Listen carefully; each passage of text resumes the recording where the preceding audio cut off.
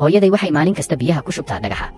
Waxay sheegtaa in haddii ay 2,000 jeer ku shubto biyaha dhagaxa uu fulin doono rabitaan kasta oo ay leedahay.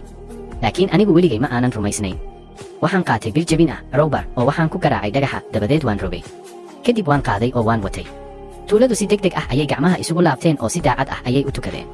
Laakiin si lama filaan ah waxaan dhagaxii toos u geeyay hoosta biyo dhacda. Kadib waxaan u sheegay hooyaday in sidan aan hal mar ku gaarsiin karno 5 eber jeer waraabinta. Laakiin wax aan caadi ahayn ayaa dhacay. Maaskaro ayaa si lama filaan ah cagahayga ugu dhacday. Maalintaas wixii ka dambeeyay waan joojin waayay inaan eegto. Ilaa maalin aan si kama ah u raacay qaabka wajiga ee maaskarada. Waxaan si tartiib ah u sawiray astaamaha wajiga qofka.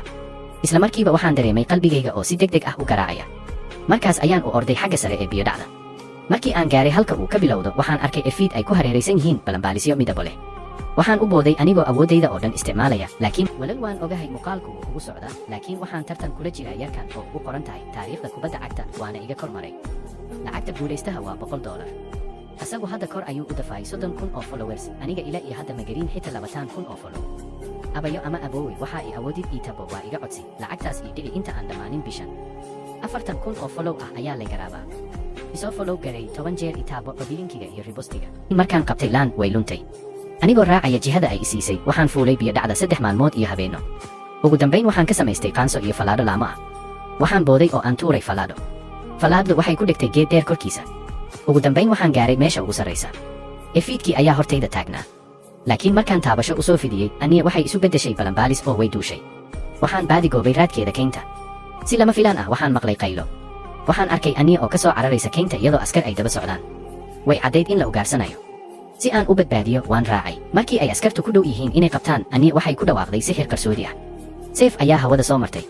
Way soo jeesatay seeftuna waxay dishay askari. Kadibna askartii kale mid ayay u dhaceen. Waxaa soo baxday in qaansole qarsoon ay geedaha ku jireen. Aniga waxay dishay dhammaan askartii hoos joogtay iyadoo aan dhibic dhiig ah muuqan. Xilligaas waan la yaabay oo aad ayaan u soo jiitay. Si aan u qabto waxaan dhigay dabin. Way ku dhacday. Markaan u tagay seef ayaa dhabarkayga lagu saaray. Waxay si lama filaan ah gadaashayda uga soo muuqatay oo i dhaawacday. Waxaan u sheegay inaan hore u jeclaaday kadib waan isku duubay. Nasiib darro waxaan ku wada dhicnay buur baraf ah. Aniga way cadhootay. Waxay isku dayday inay i disho laakiin waan iska rogay oo waxaan ka jeexay gacanteeda dhar.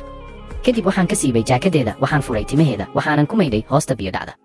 Waxaan burburiyey miro si aan indho ku dhejis iyo bushimo ugu sawiro wajigeeda. Way soo jeesatay oo waxay aragtay anigoo haya maaskarkii ay luntay. Markaas ayay fahamtay inaan u imid.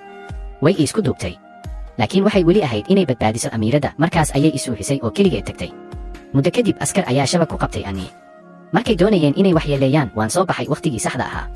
Waxaan riixay dhagax weyn, wuxuu joojiyey dabagalka, laakiin wuxuu sababay dhulgo. Waxaan si degdeg ah ula simbiriirixday anigoo isticmaalaya qolofkeed. Markii barafku nagu soo dhawaaday god ayaa hortayada ka muuqday. Waan booday oo waan ka badbaadnay. Ugu dambayn waxaan gaaray qasriga, halkaas oo shaqaale ay dhisayeen taalo weyn oo boqorka ah, laakiin si lama filaan ah adoon ayaa siibtay, taasoo keentay silsilad dhacdooyin isdaba joog ah.